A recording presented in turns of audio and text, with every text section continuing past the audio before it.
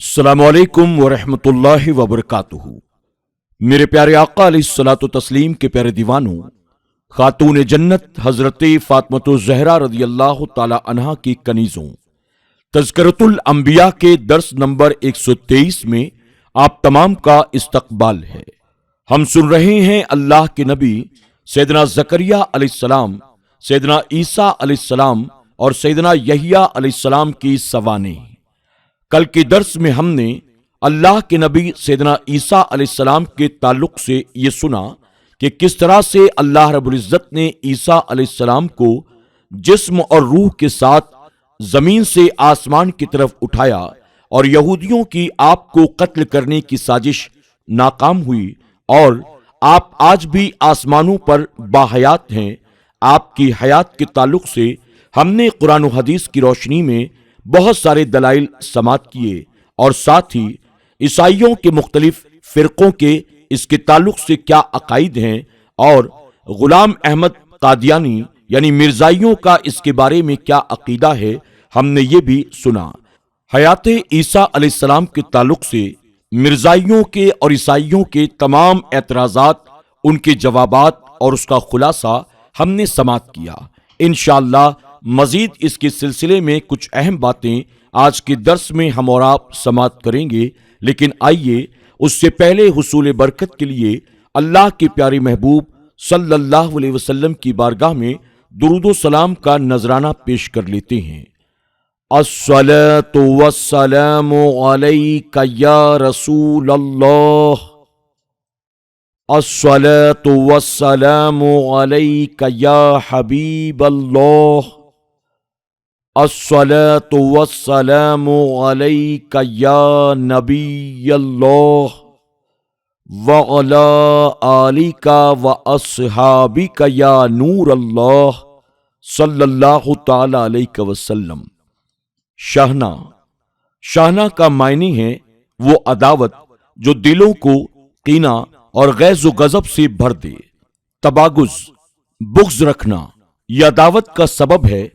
تساہد، حسد کرنا، یعنی کسی کی نعمت کا زوال طلب کرنا اور اسی نعمت کو اپنے لیے طلب کرنا، یہ حسد، بغض کا سبب ہے۔ ان تمام برائیوں کا سبب دنیا کے مال سے محبت رکھنا ہے۔ عیسیٰ علیہ السلام لوگوں کے دلوں سے دنیا کی محبت زائل کر دیں گے، جس کی وجہ سے یہ برائیاں خود بخود زائل ہو جائیں گی۔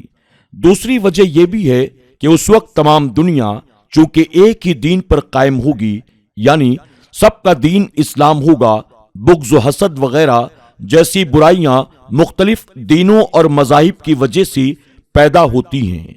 ملا علی قاری رحمۃ اللہ تعالی علیہ کے نزدیک پہلا معنی ہی زیادہ تر معتبر ہے، کیونکہ آپ فرماتے ہیں آج کے زمانے میں بہت سے شہروں میں لوگ اسلام پر اتفاق رکھتے ہیں، اور ان میں علماء اکرام، مشائخ اکرام بھی موجود ہوتے ہیں، باوجود اس کے ان میں بغض، حسد، عداوت جیسے عیوب پائے جاتے ہیں، اور لڑائی جھگڑے، قتل و غارت پائے جاتے ہیں۔ ان کے اسباب صرف مخلوق میں بلند مرتبہ حاصل کرنا اور حرام مال کی طرف میلان ہے۔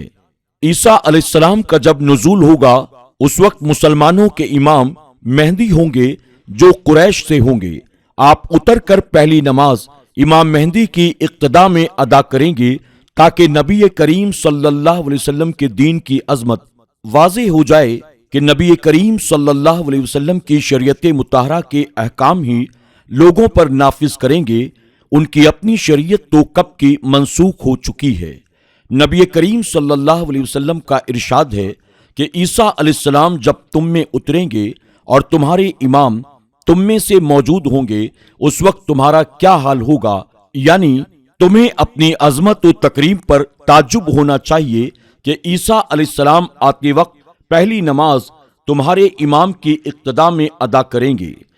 حضرت جابر رضی اللہ تعالی عنہ سے مروی ہے کہ رسول اللہ صلی اللہ علیہ وسلم نے فرمایا، ہمیشہ ایک گروہ میری امت میں حق پر جہاد کرتا رہے گا اور قیامت تک ان کو غلبہ حاصل رہے گا۔ آپ نے فرمایا، عیسیٰ ابن مریم اتریں گے، لوگوں کے امیر انہیں کہیں گے، آؤ ہمیں نماز پڑھاؤ، آپ فرمائیں گے نہیں، بے شک تم میں سے بعض امیر ہیں، بعض پر آپ کا یہ ارشاد اس تکریم کے پیش نظر ہوگا جو اللہ تعالیٰ نے اس امت کو عطا کیا ہے۔ عیسیٰ علیہ السلام کے اترنے پر امام مہدی انہیں نماز پڑھانے کے متعلق کہیں گے، کیونکہ امامت کا زیادہ حقدار وہ شخص ہے جو افضل ہو، چونکہ آپ نبی اور رسول ہیں اور کامل درجہ رکھنے والے ہیں۔ یہاں سے یہ بات بھی واضح ہوئی کہ عیسیٰ علیہ السلام کا مقام نبوت ختم نہیں ہوگا، صرف آپ کی شریعت کے احکام جاری نہیں ہوں گے بلکہ نبی کریم صلی اللہ علیہ وسلم کی شریعت کے احکام کی تبلیغ فرمائیں گے۔ آپ کے نازل ہونے پر پہلی نماز امام مہدی پڑھائیں گے تاکہ اس امت کی فضیلت واضح ہو جائے۔ اس کے بعد عیسیٰ علیہ السلام ہی نمازیں پڑھائیں گے۔ اس حدیث پاک سے بھی عیسیٰ ابن مریم کا نزول واضح طور پر ثابت ہوا۔ حضرت عبداللہ بن عمر رضی اللہ تعالی عنہ سے مروی ہے، رسول اللہ صلی اللہ علیہ وسلم نے فرمایا، عیسیٰ بن مریم زمین پر اتریں گے، پھر شادی کریں گے اور آپ کی اولاد ہوگی، اور 45 سال ٹھہریں گے، پھر آپ فوت ہوں گے، پھر میرے ساتھ میرے مقبرے میں دفن ہوں گے، اور عیسیٰ علیہ السلام ایک ہی مقبرے میں اٹھیں گے یہاں تک کہ ابو بکر اور عمر کے بیچ ہوں۔ حدیث شریف میں جو لفظ قبر استعمال ہوا ہے اس کے معنی مقبرہ ہے، یعنی میرے مقبرے میں دفن ہوں گے۔ فی قبر واحد کا مطلب یہ ہے کہ ایک ساتھ ہم اپنی اپنی قبروں سے اس طرح اٹھیں گے جیسے ایک قبر سے اٹھ رہے ہوں۔ حضرت عمر فاروق اعظم رضی اللہ تعالی عنہ اور حضرت ابو بکر صدیق رضی اللہ تعالی عنہ دونوں نبیوں کے دائیں بائیں ہو جائیں گے تاکہ یہ دونوں حضرات ایک ساتھ ہوں۔ دائیں جانب ابو بکر صدیق ہوں گے اور دوسری جانب عمر فاروق اعظم ہوں گے۔ بعض راویوں سے ہے یعنی قبر مبارک کے پاس جگہ خالی ہے عیسیٰ علیہ السلام کے واسطے۔ محقق ابن جوزی فرماتے ہیں عمر کے پاس مدفون ہوں گے، کیونکہ ہمیں بہت سے لوگوں نے خبر دی کہ جو حجرہ شریف کے اندر گئے ہیں کہ عمر کے پہلو میں جگہ خالی ہے۔ امام بخاری نے اپنی تاریخ میں اخراج کیا ہے اور طبرانی نے عبداللہ بن سلام سے کہ وہ فرماتے ہیں عیسیٰ بن مریم محمد صلی اللہ علیہ وسلم اور شیخین کے پاس دفن کیے جائیں گے اور ان کی قبر چوتھی ہوگی۔ ترمذی نے حدیث کا اخراج کیا ہے اور اسے حسن کہا ہے کہ عبداللہ بن سلام نے فرمایا محمد الرسول اللہ صلی اللہ علیہ وسلم کی صفت توریت میں موجود ہے، اور یہ بھی توریت میں ہے کہ عیسیٰ بن مریم خاتم النبیین صلی اللہ علیہ وسلم کے ساتھ مدفون ہوں گے۔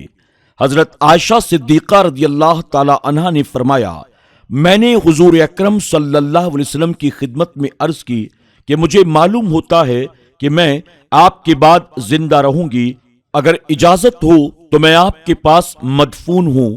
حضور اکرم صلی اللہ علیہ وسلم نے فرمایا میرے پاس تو ابو بکر اور عمر کی قبر کے سوا اور جگہ نہیں۔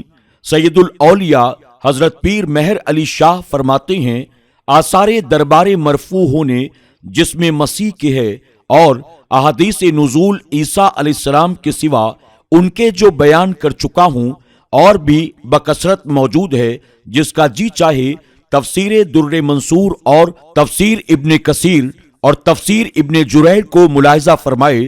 اگر اس سے بھی اطمینان حاصل نہ ہو تو کنز الامال اور مسند احمد وغیرہ کتب احادیث کا مطالعہ فرمائے، مگر مومن فہیم کے واسطے آثار اور احادیث سے جو بیان کر چکا ہوں کافی ہے۔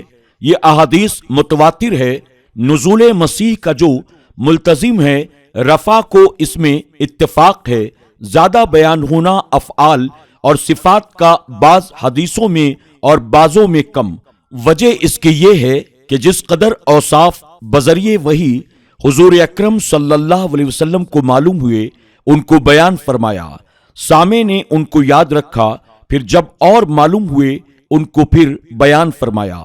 یہی وجہ ہے کہ بعض راویوں سے بعض صفات اور احوال مروی ہیں، دوسرے سے کچھ اور۔ کبھی ایک راوی کی روایت میں کمی بیشی ہوا کرتی ہے، اس کی بھی یہی وجہ ہے۔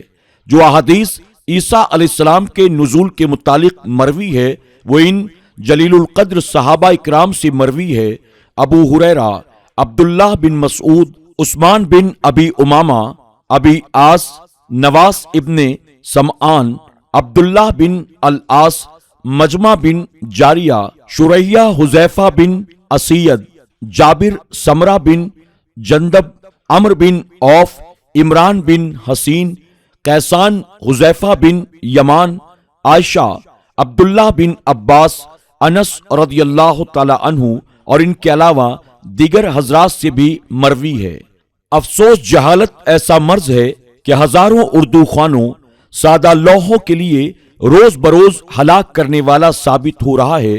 نہ تو صحابہ اکرام کی طرح مہارت لسانی انہیں حاصل ہے اور نہ ہی صحابہ اکرام کی طرح ان کے دل کو روشن اور منور کیا گیا ہے وہ حق بات کو سمجھ کر راہ راست پر چلیں، اور نہ ہی علمی استعداد کی فصاحت و بلاغت اور کلام کے سیاق و سباق سے مقصد کو سمجھیں، اور نہ ہی یہ صلاحیت حاصل ہے کہ مقتضا حال کے متعلق مراد کو سمجھ سکیں۔ ان جوہلا کے بھٹکنے کی زیادہ وجہ یہ ہے کہ انہوں نے گمراہ اور بھٹکے ہوئے شخص کو اپنا رہنما بنا لیا کہ اللہ تعالیٰ ہی اپنے فضل و کرم سے ہدایت عطا فرمائے۔ میرے پیارے آقا علیہ الصلوۃ والتسلیم کے پیارے دیوانوں، خاتون جنت حضرت فاطمۃ الزہرا رضی اللہ تعالی عنہا کی کنیزوں، آج کے درس میں بس اتنا ہی۔ انشاءاللہ مزید اس کے آگے اسی باب کو ہم کل سماعت کریں گے۔ آپ تمام سے گزارش ہے آپ اس درس کو پابندی کے ساتھ سنتے رہیں اور اپنے دوست احباب کے ساتھ بھی اسے زیادہ سے زیادہ شیئر کر کے اس کار خیر کا حصہ بننے کی کوشش کریں۔ انشاءاللہ درس کے ذریعے کل پھر ہماری آپ سے ملاقات ہوگی۔